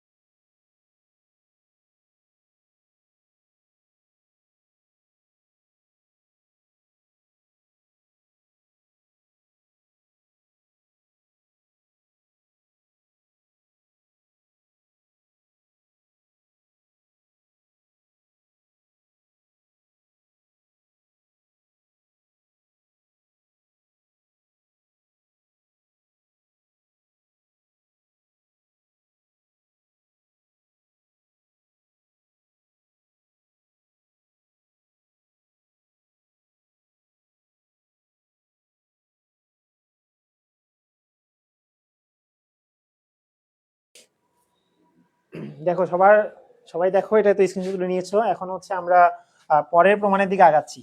পরের প্রমাণটা হচ্ছে ভরবেগের নির্দেশের সূত্র। দেখো সবাই যদি পিডিএফটা ডাউনলোড করে থাকো, ড্রাইভ লিঙ্ক তো দেওয়া আছে কমেন্টে, তাই না? ড্রাইভ লিঙ্ক কমেন্টে দেওয়া আছে, তো সবাই হচ্ছে ড্রাইভ লিঙ্ক থেকে একটা কাজ করো, ড্রাইভ লিঙ্ক থেকে ভরবেগের নির্দেশের সূত্র বের করো, বের করে একটু দেখো। তো এই জায়গায় কিন্তু তোমাকে ওই যে আমাদের ভরবেগের নির্দেশের সূত্র যে দেওয়া আছে এটা প্রথমে লিখতে হবে।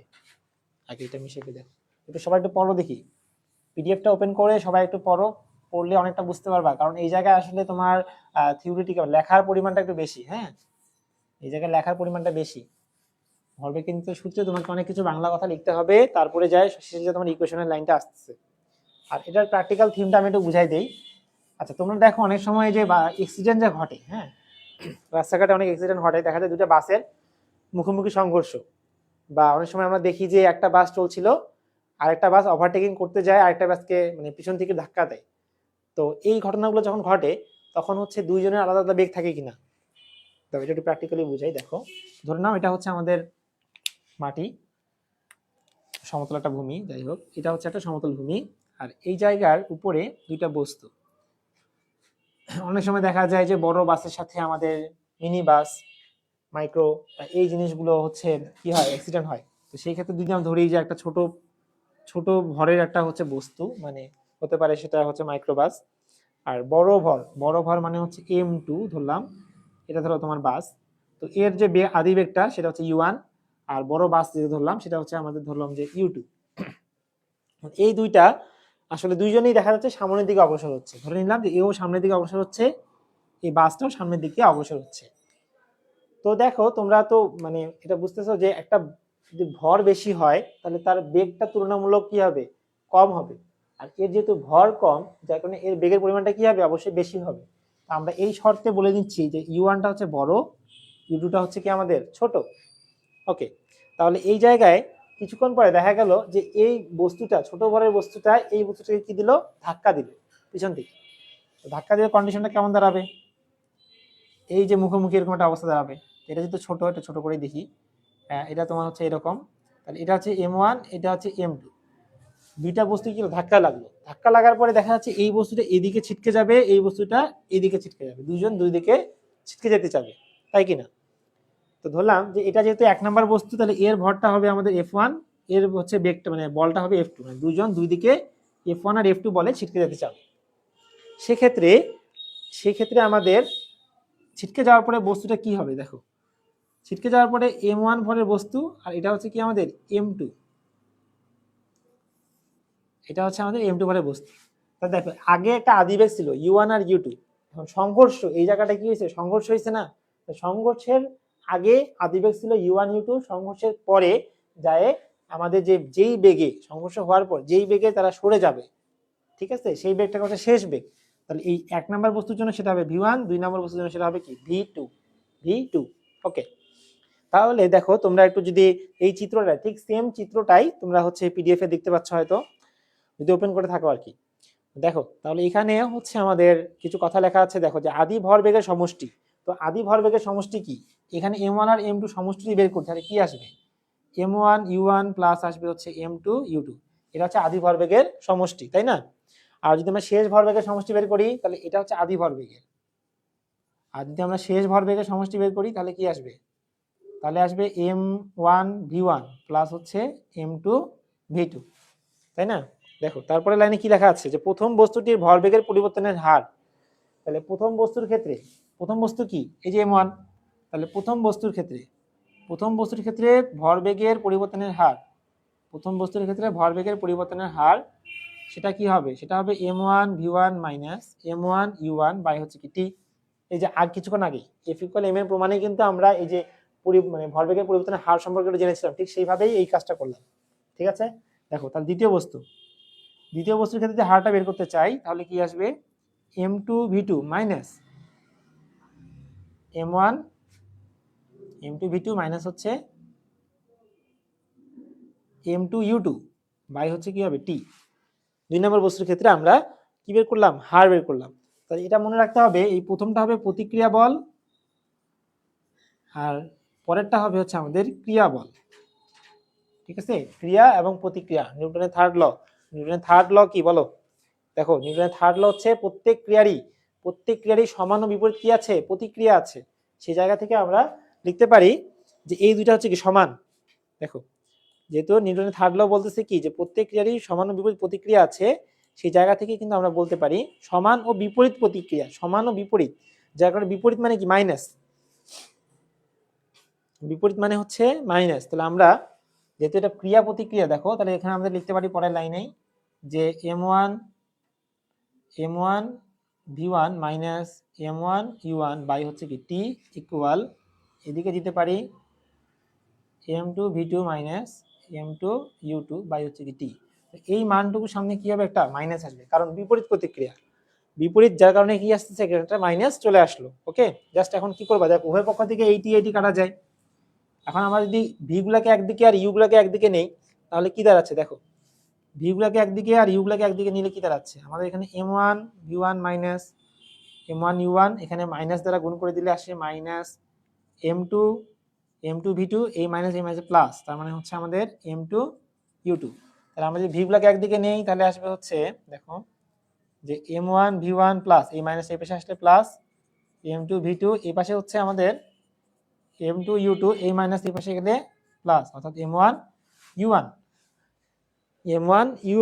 এই তো হয়ে গেল প্রমাণ আমাদের। তাহলে আমাদের দেখো এই জায়গায় বলতে পারি কি, এই অংশটুকু হচ্ছে আমাদের আদি ভরবেগের সমষ্টি, আর এই অংশটুকু হচ্ছে আমাদের শেষ ভরবেগের সমষ্টি।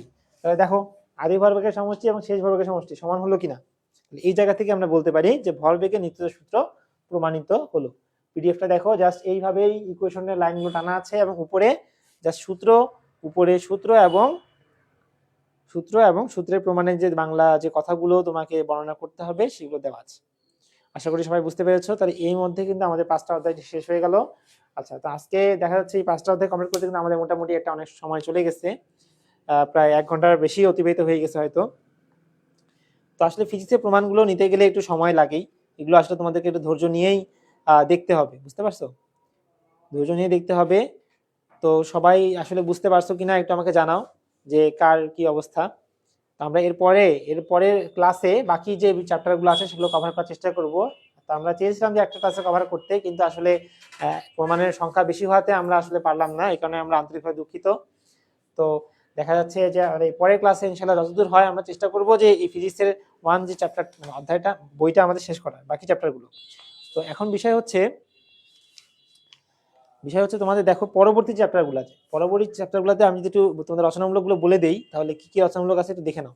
তোমাদের যেহেতু আমরা পিডিএফ দিয়ে ফেলেছি, তো এই সেকেন্ড যে পিডিএফটা আছে, এই সেকেন্ড পিডিএফ যদি তোমরা ওপেন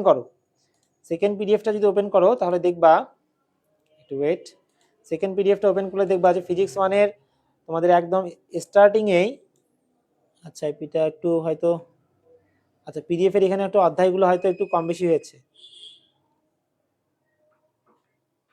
আচ্ছা, এরপরে তোমাদের 6 অধ্যায়টি কভার করানোর চেষ্টা করা হবে। দেখো এখানে একটু খুঁজে নিও পিডিএফটা, তোমাদের সেকেন্ড যে পিডিএফটা দেওয়া হয়েছে সেখানে একটু অধ্যায়গুলো একটু এলোমেলো আছে, তোমরা একটু এটা মিলিয়ে নিও। আমরা এর পরের লাইভ ক্লাসে বাকি চ্যাপ্টারগুলো কভার করার চেষ্টা করবো। তো সবাই ভালো থাকো, আসসালামু আলাইকুম।